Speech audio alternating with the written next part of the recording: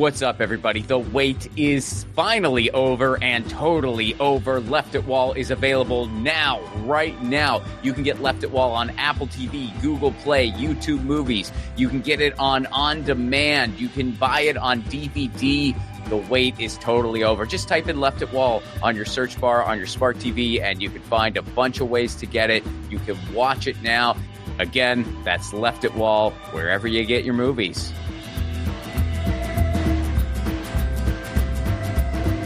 Episode 78, Lee Camp. Lee Camp is a comedian, writer, podcaster, and show host. He hosted the teeth as sharp as nails political comedy show Redacted Tonight, which tragically got axed as the result of years of nationwide misdirected hysteria.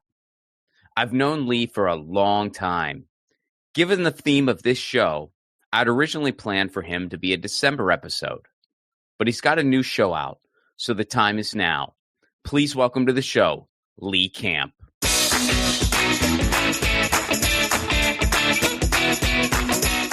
Lee Camp, how's it going, man?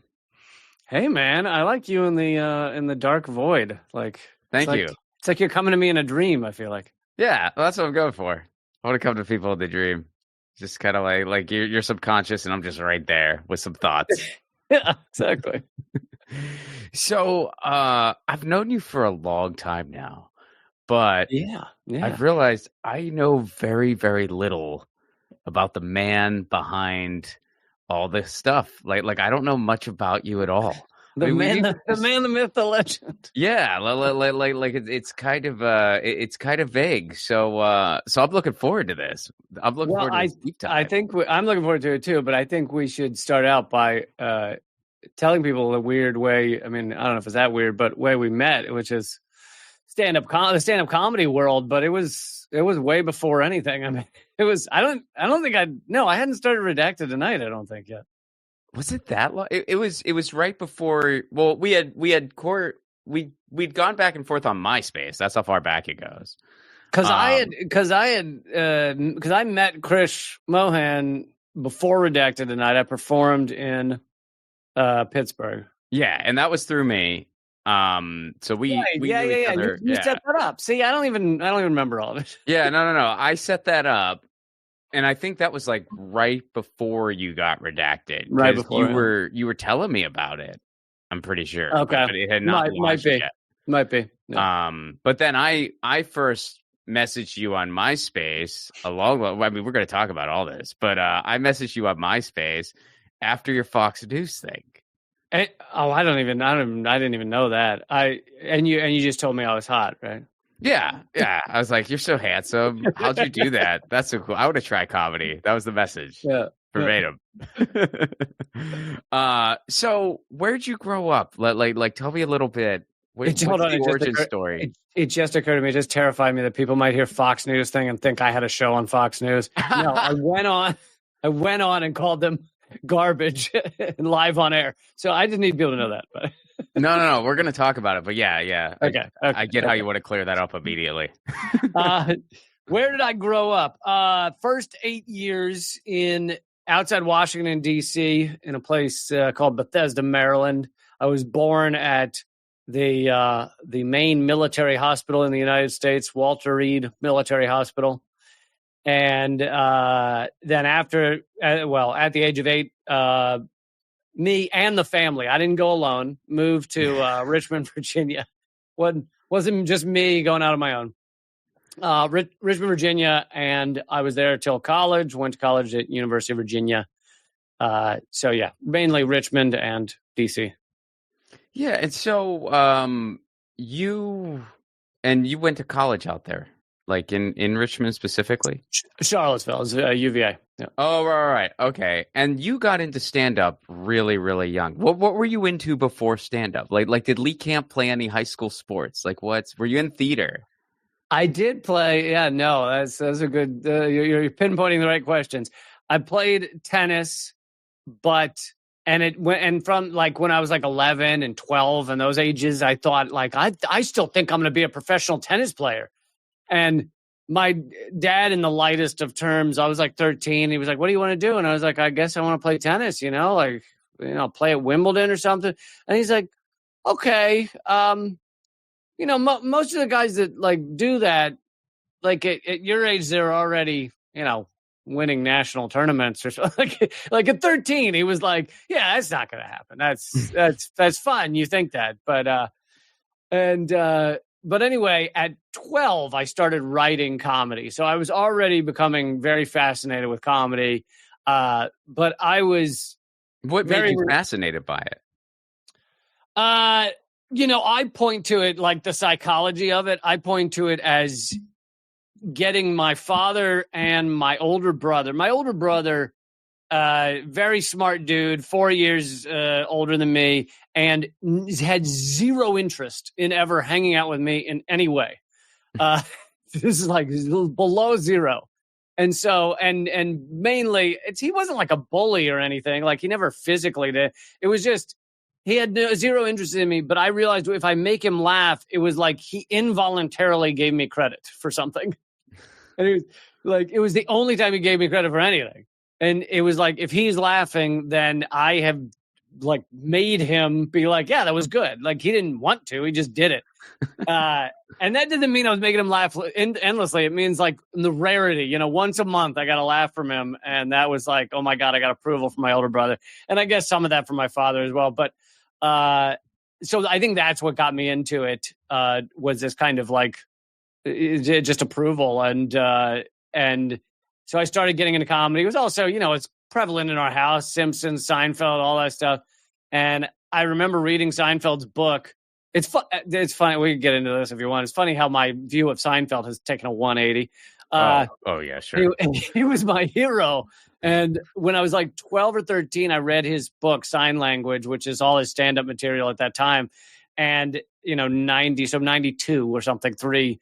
And it said in the opening, it said, I never thought that when I started writing down these ideas at 15 that I would have a, successful stand-up career, or however he phrased it. And I was like, oh my God, that's like practically my age. I could start doing that. And so, him and Dave Barry, I started writing comedy. And what's amazing is like at that time I was writing comedy for no one. Like it wasn't published anywhere. I was just writing comedy. So have you thought about publishing it? Making it like a Patreon thing? What's that? Making it like a Patreon thing? Like these are the musings at 12. How much of it I still have? I don't know how much I still have. My mom kept some stuff. I feel like I kept the floppy disks or hard disks or whatever they were, but I don't know that I have a way to read them anymore. So you read Seinfeld's book and you decided to start writing comedy. But yeah, and I had no interest in performing at first because I was very, removed. I was shy and didn't want to perform. And then I guess my senior year of high school, we had a little speech we had to give at the end of school, and I gave a comedy speech, and everyone else's was so boring that I killed, I was fucking Chris Rock compared to the kid who talked about his turtles. So that kid's doing well though. Yeah, no, he's doing fine. So I got a lot of laughs, and the teacher was like, where the hell is this? She was actually mad at me. She's like, where's this guy been all year? You sat quietly in that corner for a year. And so I guess was my first fascination with performing it. And then my first year in college, I was like, I saw some stand-up on TV, and I was like, whereas with Seinfeld, I didn't think I'm better than I wasn't sure how to write his stuff. I wasn't better, but I saw some other stand-up comics. I was like, I think I could do that. So, yeah. Well, where'd you go up? Like, was there, at that point in time, was there a scene in Richmond or a scene near the campus or did you go to DC or what happened first? Yeah, not much. I set up shows at college at UVA just to have a place to perform once every 6 months. It wasn't like I had any venue every night or whatever. Like I would set up a big show that I'd try and promote and get people to, I think it was like $5 tickets or $3 tickets or something. I don't know. Donate the proceeds just to try and get people willing to buy a ticket. And I'd have shows at college, but that was like once every 6 months. I would go to, the only comedy night I knew of was at a VCU, which is a college in Richmond, Virginia. Was at a bar, called Chuggers. Real nice name, clever name. And they had like it was a glorified open mic. It was like not open mic, but basically you had to call. You had to call the guy a week in advance and say you wanted to get on. And and I drive an hour each way on a Wednesday night or something from UVA to go perform my 10 minutes and, just sit there, terrified of like, is this 10 minutes going to be good enough for the 3 drunk guys at the bar? Like, can I get those laughs?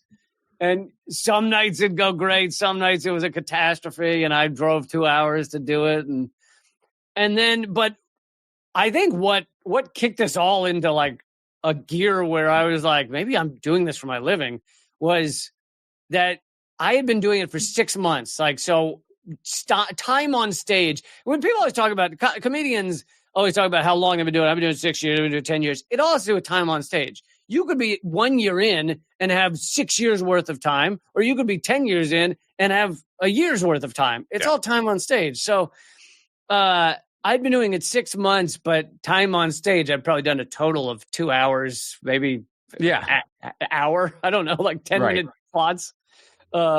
And Jimmy Fallon, he was becoming successful at SNL, but he'd only been there a year. I think he was already doing Weekend Update, maybe. He was 26 and he came to UVA. We would get the like lower level stars because we didn't have the budget for the big stars.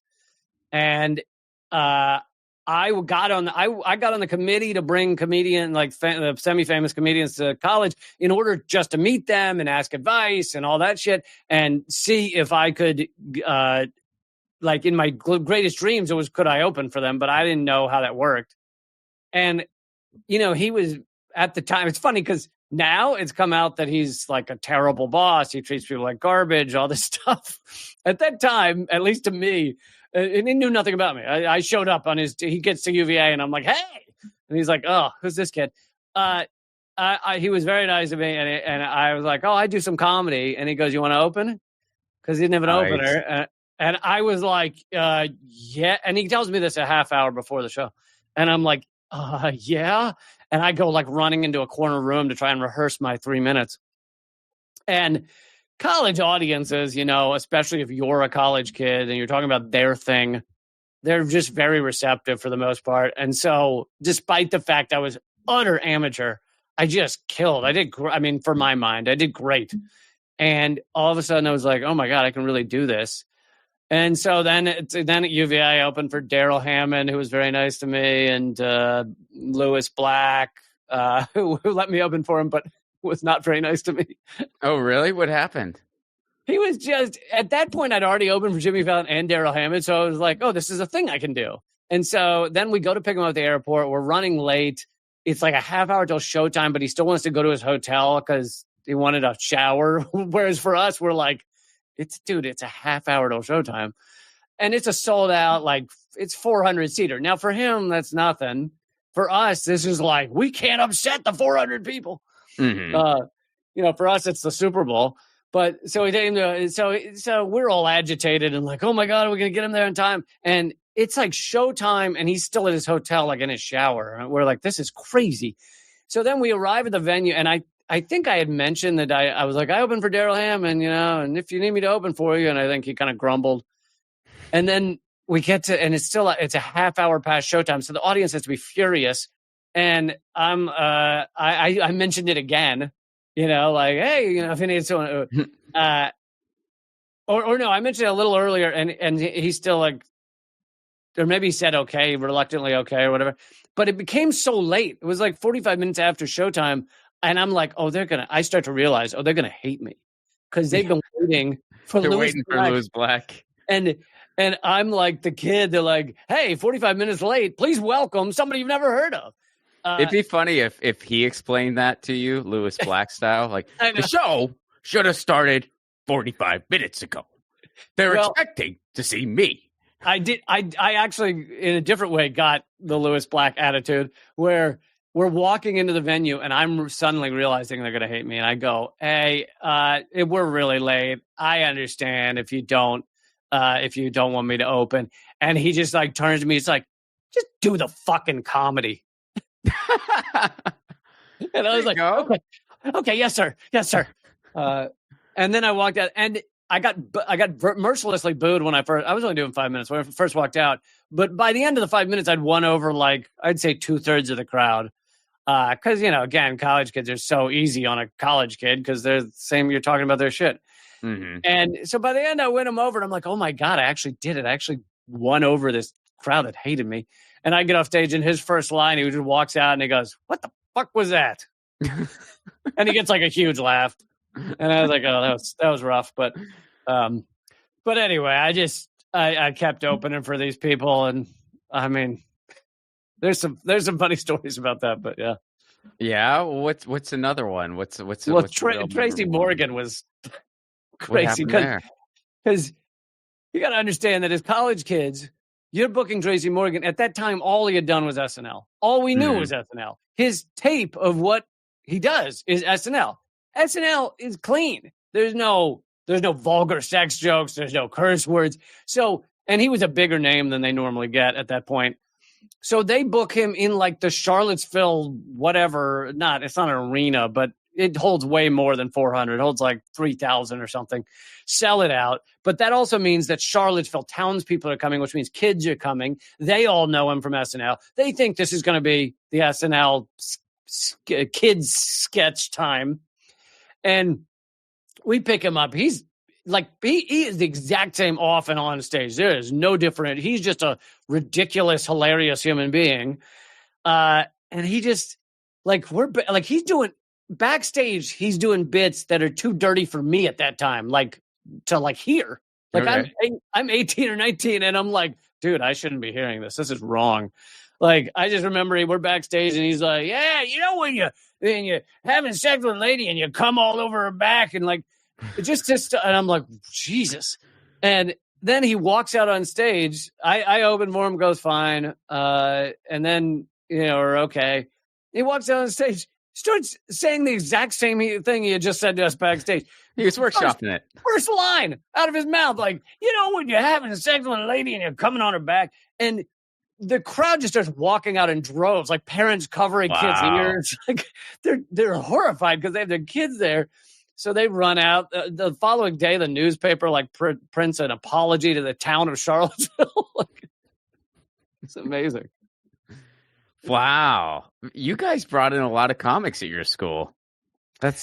Yeah, UVA had enough of a budget that we could get names, but not like at that time, Tracy Morgan was on SNL, Jimmy Fallon's on SNL, but they couldn't get I remember the time because we'd see the price tags. Jay Leno and Rosie O'Donnell were asking for one was asking for 50,000, the other was asking for 100,000 for an hour. Wow. And I was just like, that's crazy. Yeah, that's nuts, man. So, all right. So you graduate college, and is that when you went out to New York? Yeah, I didn't even really want to graduate college. I wanted to, 2 years into college, I was like, I'm doing stand-up. That's it. I'm done. But I just knew my parents would kill me. So I was like, all right, I'll stick it out to the end of college. Graduated, spent 2 more months in Richmond, Virginia, raising money to go to New York. Get to New York. Of course, I'm at the bottom of the totem pole. I am lower than scum. I'm renting. I also have no money. I'm renting basically a half a bunk bed. like I got the top bunk. Another guy was on the bottom bunk in Manhattan, and like a guy I didn't know. And it was $700 a month for a half a bunk bed. Wow. And this is 2002, so that would be $1,500 probably now for a half a bunk bed. Yeah, which is probably what it goes for, or more. Yeah, and I don't even know how I first got a couple of connections, and I started getting the lowest gigs you can get, which are barking gigs, where you hand out flyers for an hour and you get 7 minutes on stage. And so for 2 years, I mean, I got some other spots here and there, but for 2 years mainly, I was performing at this place called Ha Comedy Club. I don't know. I don't think it's there anymore. But part of my, for whatever success I've gotten, I attribute it to 2 things. One is this kind of fluke that I got a college agent immediately after, maybe during college. It was like during my final year of college. And how I did that was the fact that I became the humor columnist at UVA, and I published a book, self-published a book. So nobody bought it. It was, it's what they call a vanity project. Mm-hmm. Self-published a book about my humor columns, or with my humor columns. And it just so happened that the college agent, this particular college agent is Joey Edmonds' agency. He was specifically looking for young comedians because he knew that colleges love young comedians. And he also liked a gimmick. And for him, the gimmick was, I'm the college humor guy. I have a college humor book. It didn't matter at all. Like, that didn't end up mattering at all, but to him it mattered. And so it meant that I got a college agent, like, right out the gate. Which he only booked me at colleges. He didn't do TV or anything like that. But, right. But I can get to the next fluke that allowed me to make a living within like 1 year of getting to New York doing stand-up. But so that, and the fact that I was barking for these spots at Ha Comedy Club. Ha Comedy Club at the time, because it was near Times Square, it just fell into like true coincidence. Like, they didn't even mean to be a comedy club. They started having comedy nights. They started handing out flyers on Times Square. People needed something to do. There's nothing to do in Times Square. So hordes of tourists come into this club that seats like less than 100. It's like 80. They ultimately put in another room that seats 60 or whatever. Some nights I was doing 5 shows a night, which, 7 to 10 minutes, that's not a lot of time each time, but you add it up. We're talking, 50 minutes or an hour on stage a night for a brand new comic. Like, that's amateurs, amazing. A lot of amateurs are doing 10 minutes a week. Right.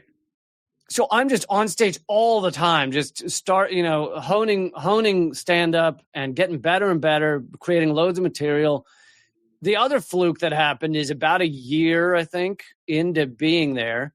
Anybody who knows about the college comedy booking market knows that a lot of colleges, especially the smaller ones, book their comedians at something called NACA conferences. Yep.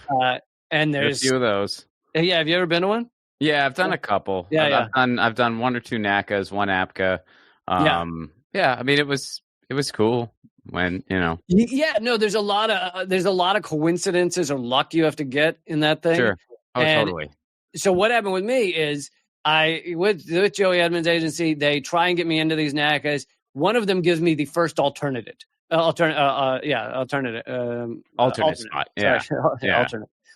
And the thing is, when you're the first alternate, it almost never happens that you get the spot because there's too much money at stake. Like, if you do well at one of these conferences, you can book 100 shows or something. So, no one ever cancels. And if they do, they cancel like a month in advance because they're filming a movie or something.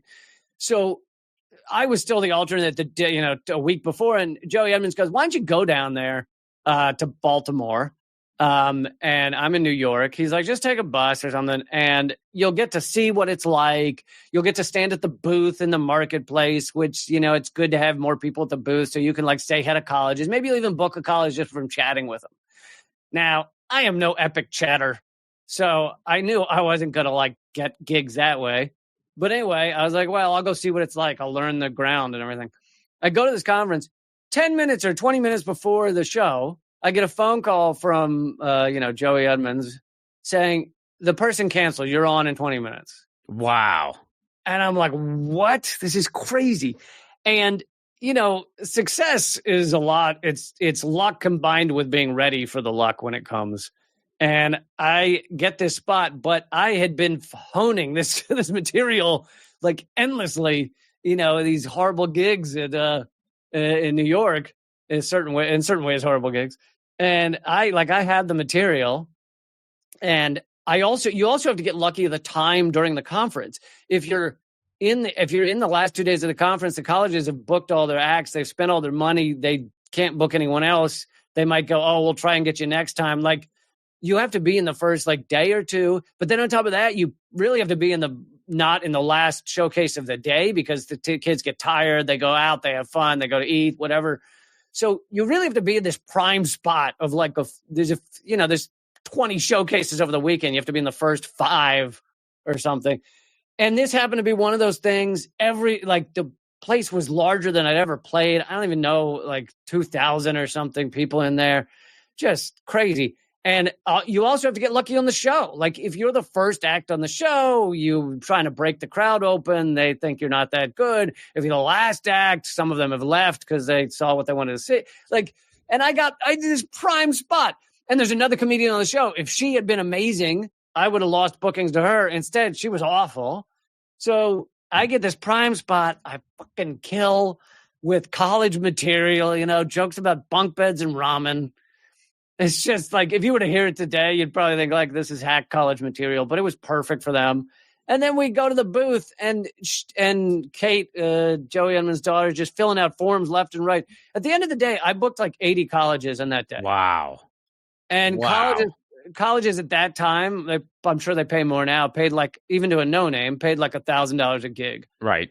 Yeah. So all of a sudden, I'm making 80 grand that year. It was crazy. So I was making a living, it's pre-taxes, but I was making a living, and it also meant stage time. Like I've got 80 hours of stage time, and ultimately, all told, by the time my run of colleges was done, 6 years later, I did 600 colleges. Mm-hmm. Yeah, man. So when did Fox News come into the peripheral? Because that was a kind of a viral moment before I think we even had that turn of phrase. Before viral was a thing. Yeah. Because that's how I found out about you. And then I found out, and this guy does college comedy. And I think I was just starting to open mic at the time. I'm pretty sure. I think I might not have even been doing comedy, but I think I was. I think I had just started open micing, and I saw your Fox News video on MySpace. So how did that happen? I know you've told me before, but it's been so many years. I don't remember the exact origin story, but I started doing more political comedy. And so I already had a job at Huffington Post, writing comedy for them. At the time, they had a comedy page where they actually paid people. About a year after they started doing that, they realized that they could just get as many clicks with their comedy page by reposting stuff they didn't pay for. So they fired all the comedy writers. But because I was a comedian at Huffington Post, I think Fox News probably contacted Huffington and said, "Can you send us a left-wing comedian?" I was, one of two they probably knew. And so they said, "Hey, Lee, do you want to go on Fox News?" And so I basically, when I got the phone call, thought, and this is 2008, the Iraq War is still going on. Afghanistan is still going on. I had recently read an article about, I was becoming more and more politically active. I'd read an article about how close to 1 million people had been killed in Iraq, despite the fact that we acted like it wasn't that bad. And, I knew that Fox News was one of the biggest perpetrators of manufacturing consent for this death march. And I basically thought either I'd say no, go fuck yourself, or I use it as a platform to trash them. And like you said, at that time, everything that was on TV was not online. It was actually fairly tough for people to grab something on TV and put it online. So most stuff said on TV, unless it was something big like, State of the Union or something, was not going to be on the internet. And so I didn't expect it to go viral. I didn't expect many people to see it. I figured it was 7 a.m., on a Saturday, and I'm on Fox News. So I figured, okay, the 99% of the audience that sees this is going to hate me because they're pro Fox News. But it didn't matter to me. It was kind of like, I'm just doing this thing. It's weird to think that there was a time like this, because nowadays you can't do anything like that without the thought of, I want a lot of people to see this. Right. Yeah. I wanted Fox News watchers to see it, but I knew they'd despise it. So anyway, I went, and also, like, I had zero television exposure at a time where I was fighting mercilessly for it in other ways. At that time, I still thought CNN was a legitimate news network. I hadn't quite woken up. So I would have loved to be a guest on CNN or MSNBC. And yet I was still willing to just set fire to all of that in order to, speak the truth on Fox News. So I was on. They wanted a left-wing comedian, a right-wing comedian. They thought it'd be a funny segment. And so I went on and, at the end, towards the end of my segment, I actually thought my segment was going to be longer. So I hadn't said it yet because I knew they'd kick me off when I said it. And so I kind of waited, but then he was going to wrap up the segment before I realized, it was supposed to be halftime. And he said, okay, thanks a lot. And I said, well, can I ask a question? And I said, if Fox News is a parade of propaganda and a festival of ignorance, and everyone should shut this off right now. 1 million people have died in Iraq. What are we doing here? And I think the kicker, which I could not have expected, like I was in the green room before this happened, and in the green room with me are a bunch of gorgeous, like 3 or 4 gorgeous women in like essentially Star Trek themed bikinis. And I'm like, I have no idea what the hell is going on at this place, but this is bizarre. And anyway, I then, after I said you're afraid of propaganda, I found out why there were Star Trek women in bikinis, because he cuts me off and goes, okay, that's enough. And he was so relieved to go launch to another segment. He says, when we come back from the break, and then you could see his heart drop as he realized what it was. When we come back from the break, did you ever wonder how Captain Kirk got all those gorgeous women? Well, we have an author who's written a book about how Captain Kirk got laid. That's so amazing. Yeah, it was so amazing. I mean, I remember that. I remember seeing that because, like, the video clip, it cut off right when he said that. And it was just so poetically perfect. Yeah. And then I just get up. So the scene's over. I just get up, walk out. No one says anything. There's dead silence in the room. I take off my mic and hand it to the guy, grab myself in the green room, walk out. No one says a word to me. I found out later that he comes back from the break and stages a whole thing where he walks onto camera, wipes his hands, and said, we had to get rid of that guy, as if he threw me out of the building. Even though he hadn't said a word to me. He was red-faced. Here's another punchline. Years later, I started a TV show called Redacted Tonight. It's on for 8 years, every week. This guy, the idiot who was the host that day, who I didn't know anything about, his name's Clayton Morris. He ultimately gets accused of some sort of real estate fraud or something. I think he's fired from Fox News or leaves Fox News. And whether it was running from those charges or just because he knew he was not welcome here anymore, he goes to Portugal, starts an online show called Redacted. Oh, no kidding. And so right now there is a right-wing show on YouTube that's fairly successful called Redacted. Largely looks similar to the branding of Redacted Tonight, starring the guy that kicked me off Fox News. Wow. Have you ever reached out to him about it? No, but I know a lot of people confuse Redacted with Redacted Tonight, and they're like, I watched it for a few minutes thinking it was the new host of Redacted Tonight, and then I realized like he's kind of right-wing and and not funny at all. And wow, that is I didn't know that existed. That's interesting. Yeah. Well, so let's get to Redacted Tonight, the first chapter. So you got that. Well, first of all, did you get other MySpace messages like mine? I mean, did you have random people that did see that video online and reached out to you? Because I remember I got real excited that you actually responded to me. Yeah, I mean, I tried to respond as much as I could, but yeah, I was flooded with stuff. I mean, that opened. It's funny because that Fox News appearance opened so many doors and led me to. I wouldn't be where I, doing what I do. I don't think without it. And it also closed my entire living because it basically colleges stopped booking me because they would Google me. That would be the first thing to come up. And even though when I performed at colleges, they didn't mind my left-wing politics, but the bookers didn't want to book something that was controversial. Yeah. So I just wouldn't get booked anymore. So, I went from 80 colleges a year to like 6 or something. Mm-hmm. So let's kind of get it up to what were you doing in between the colleges and Redacted Tonight? Just kind of like doing road stuff, doing writing stuff, or a little bit of everything. But there were some really rough years. There was like 2 to 3 years where I'm still doing the clubs in New York, but they pay $25 a spot. Mm-hmm. So it's essentially non-existent money from that. I do some writing, but that's tiny little money there. I have a couple of colleges, tiny little money there.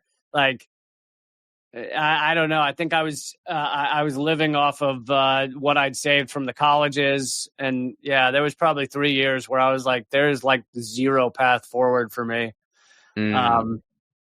So yeah, I mean, there were a bunch of things I tried that I had to show. Well, my YouTube started picking up, but there was zero money in that at the time. So Moment of Clarity started getting a big following on YouTube, but I wasn't barely making any money from that. I mean, Patreon wasn't really a thing yet, much. Mm-hmm. So let's get to Redacted then. How did that materialize the first time? That, I think Abby Martin saw Moment of Clarity, which was getting big. She may have also seen my Fox News moment, and she asked me to be on her show. So I did that, and I loved her show. I was a huge fan, and so we became friendly. But I wouldn't see her much. She's in DC. I'm in New York, and because it makes sense. Like, she's not going to have me on every day, so I would go on once every 5 weeks or 6 weeks or something. But the thing was, the manager at RT America wanted to create a comedy show. And this is a news channel. So they'd never done any comedy. They didn't know what was involved. They knew they didn't want to spend a lot of money on it. So you can't, Daily Show is a staff of 150 or something. And so I think I was the only like political comedian that they really knew of. Like, Abby Martin was telling him about me. And so he reached out to me and said, "Can you create a show with us?" And I, at that time, I've got like nothing else going, even though I'm trying. I mean, my YouTube was doing pretty well, but there wasn't any money in it. And so I was like, absolutely, I'll do, and I'll do what I've been doing, but we'll kind of shift the format for a weekly show. And it was funny. I didn't really quite understand what was going on when I got there. I was there for like 6 months before it ever aired, and I didn't really know what to do with myself. So I was like, I'm just going to keep making a show, even though it's not airing to anyone. Because I was like, I got to do something, and I want to get good at this before it airs. So I was just kind of like literally we'd perform I'd write all week and put in all the images and everything. And we performed the show that would ultimately be seen by about 12 people in the office. And, Abby Martin and her crew or something.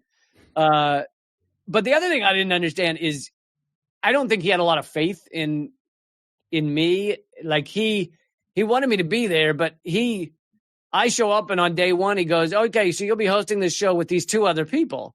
Now, the 2 other people are lovely, if anyone, knows who they are in the history of Redacted Tonight, but they had never done any comedy. And, one was a news producer, one's a new reporter. And I'm like, what? I'm hosting this with 2 people who've never done comedy?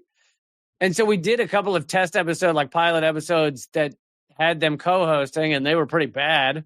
I don't mean they were bad. I just mean the shows were bad. And so, and he's kind of, the manager's kind of like, I don't know what we're going to do. And I was like, look, just let me host one once. They'll be the correspondents.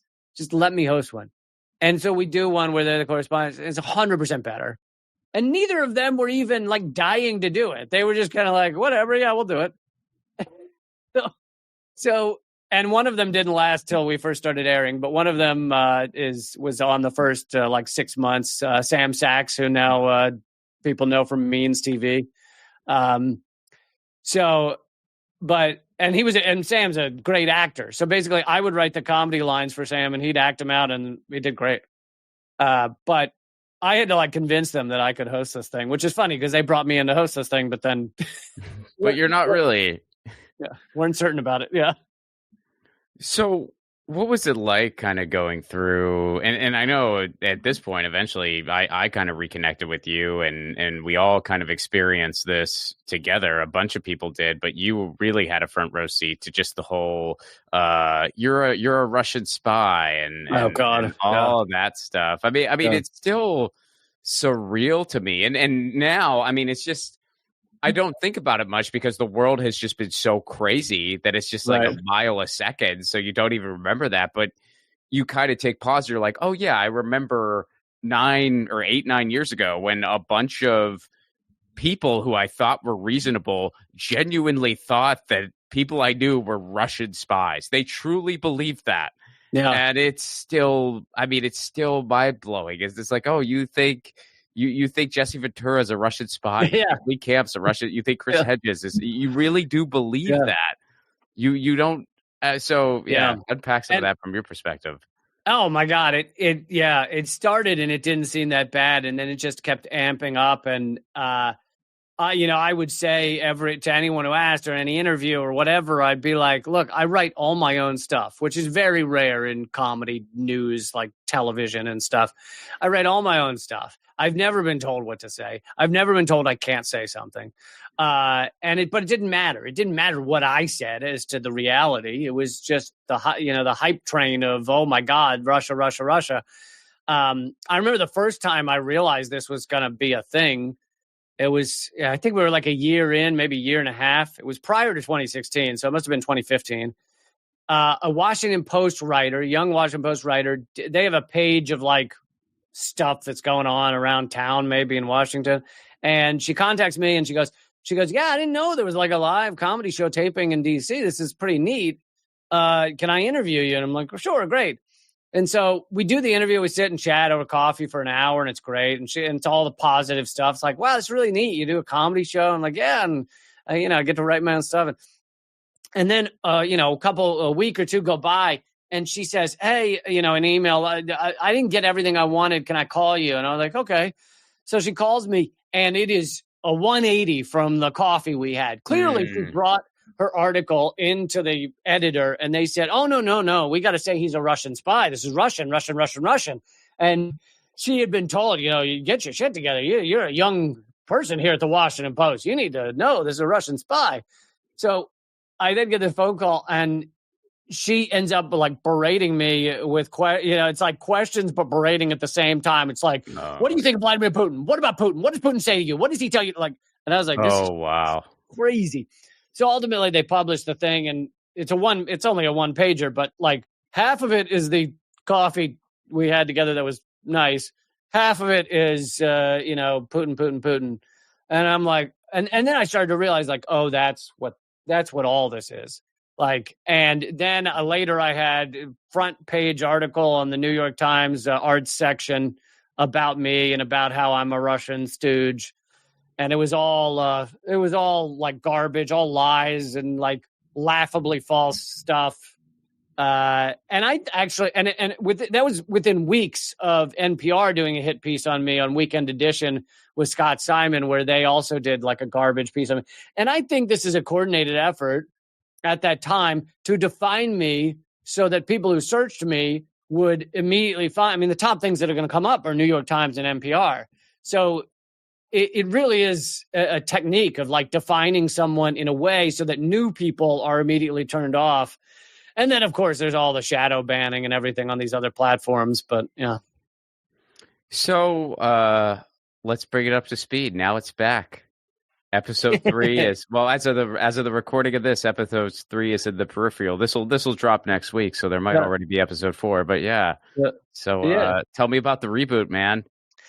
Yeah, well, I should say, for those who haven't been following, Redacted Tonight got very popular, then was kind of shadow banned, and then ultimately the death knell was U.S. sanctions killed all of RT America 3 years ago, almost to the day 3 years ago. And I have done a bunch of other things. I've had live streams. I had a Mint Press show called Most Censored News, but none of it was like it's very similar to the feel and the vibe of Redacted Tonight. So I have now, and we're 3 weeks in, as you mentioned, created what I believe to be, the sequel to Redacted Tonight. But this one's completely independent, no connection to RT, no connection to really anything except me. I'm calling it Unredacted Tonight, and I write it all, and it's, very similar in format, 25-minute show once a week. And episode 3 comes out tonight as we're taping, but so it's already up. And I dig deeper on a lot of topics. Like last week, I had a 10-minute segment on all the proof, which is enormous, that the Hannibal directive by the IDF killed hundreds of Israelis on October 7th. And I know it doesn't sound like comedy, but that's part of the challenge is creating the comedy out of it. And tonight's episode, I cover how to fight against Trump and how, in order to fight against Trumpism and Trump's agenda, you have to fight against far more than Trump. Mm-hmm. And you know, and I also mentioned that there are certain things Trump's done that I agree with, such as he's moving towards ending the proxy war in Ukraine. But that doesn't mean everything else he's doing isn't utter garbage. But I dig into how you've got to fight far more than Trump. If you just take Trump out of office, you change nothing about the systems that created Trump. So that's tonight's show. And yeah, it's all, I think the easiest place to find it is linktree.com/Lee Camp, but it's on YouTube. It's on Rumble. And, you know, I'm trying to fight all the shadow banning and everything. Like, I already had one YouTube channel banned around the world. I had my TikTok banned in about 2 months, basically, once I started using it. 2 months later, they banned it. That's the guy. We heard it on NPR. Yeah. They banned my TikTok without any reason or right to appeal. Like, other people showed me their screen when they got banned, and it says, appeal this. That button didn't exist for me. Oh, wow. I mean, I've had to appeal. I've never gotten banned on TikTok, knock on wood, but I've gotten like, we are removing this video, and I've appealed every time. And actually every time I've won, like they would, and because usually it was just a ridiculous, like I'd be talking about a certain policy and they would hear a certain buzzword without any context and be like, this is bad. And I'm like, well, no, I'm saying the policy's bad. That's actually what the video is about. So I would appeal it.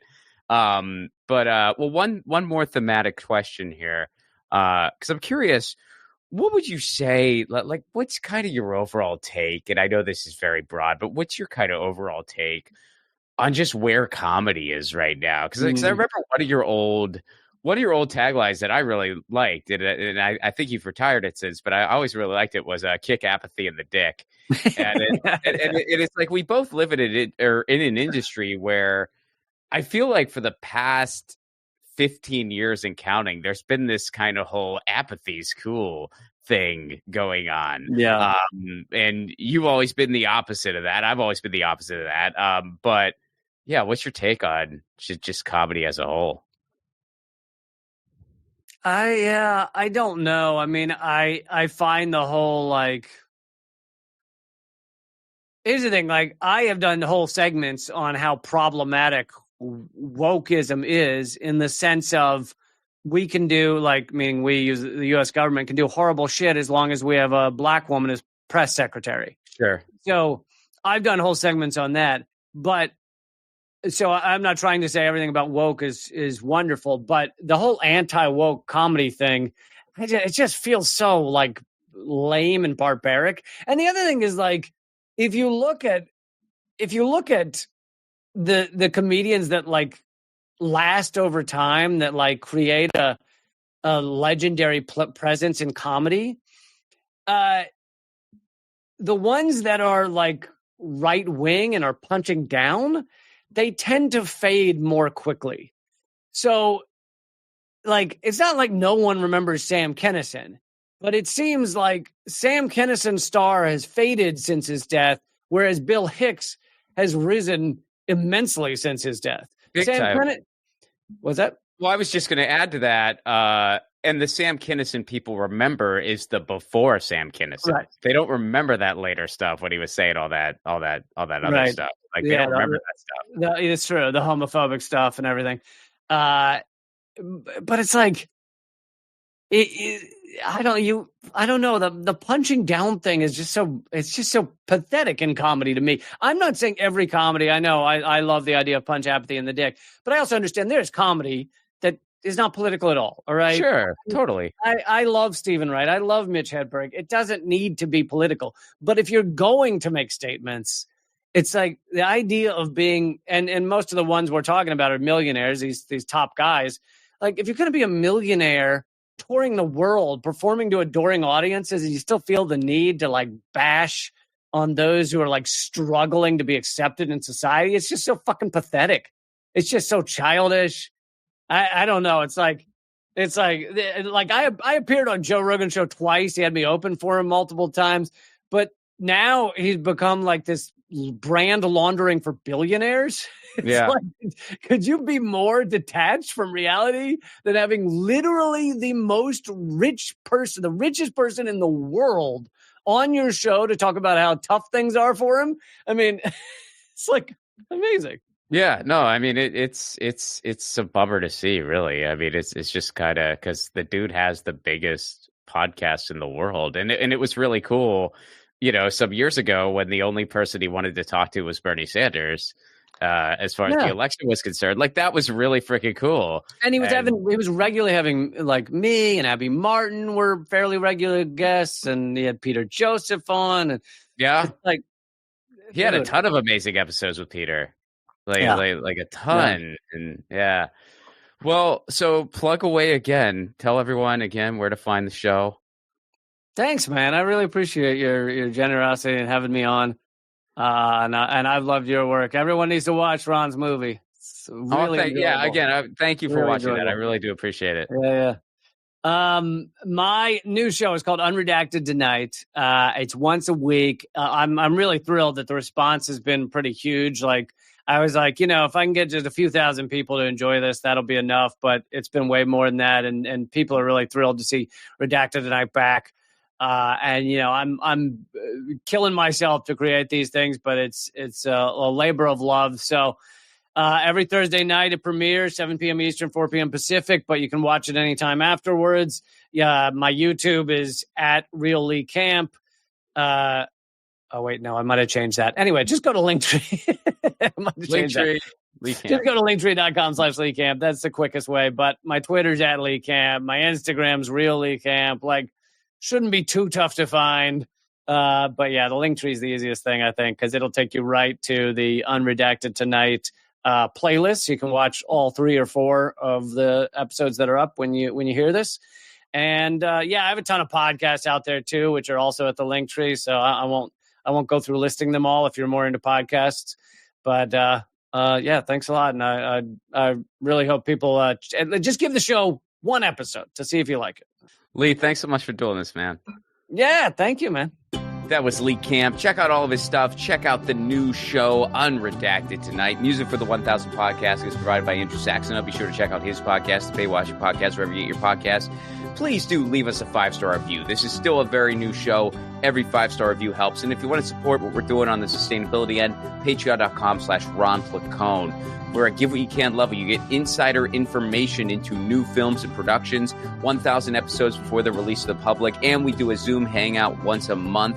It's a really, really cool community we got going over on Patreon, and you're helping to support 2 things currently in production. I got a documentary in the works and my next feature film, so check it out, patreon.com/Ron Placone. We are almost at 80. We are almost at another round number, and eventually we're going to be past the decades. And we'll just be past the decades. We'll be over 100, and it's just we're just over 100 now. I'll have to think of another point of reference. This is going fast. I don't know about y'all, but this is. I feel next week we're gonna be at 1,000. I feel like all of a sudden we're gonna be. Oh wow, this has been almost 20 years, and here is number 1,000. Where did the time go? It really makes you feel. It makes you feel your mortality. It makes you feel how short and precious life truly is. Catch y'all next week. Peace.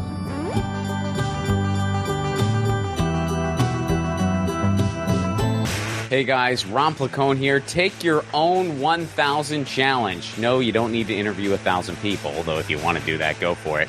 Your 1,000 challenge can be whatever you want. Maybe you want to call a friend out of the blue once a week. Maybe you want to read a book every month. Maybe you want to start a different garden every season. I guess that might be dependent on where you live. Look, the point of the challenge is taking on an endeavor that enriches your life in some way, and it can be measured. And then, of course, you do it regularly. That's what 1,000 is doing for me, and hopefully for you too. The main reason for this podcast and every podcast I've ever done is to build community. So take your own challenge. Then join our Facebook group. It's called 1,000 What's Your Challenge? ? That's 1,000 What's Your Challenge ? And post about what your 1,000 challenge is and the progress you're making. All I ask is that people be encouraging of each other's challenges. This is personal and vulnerable, so be cool. There's enough negativity on social media. We don't need to add to it. For those of you who aren't on Facebook, hopefully in the future we'll be expanding to places like Discord, Reddit, but for now, we're starting on Facebook. And again, that Facebook group is called 1000 What's Your Challenge? See you there.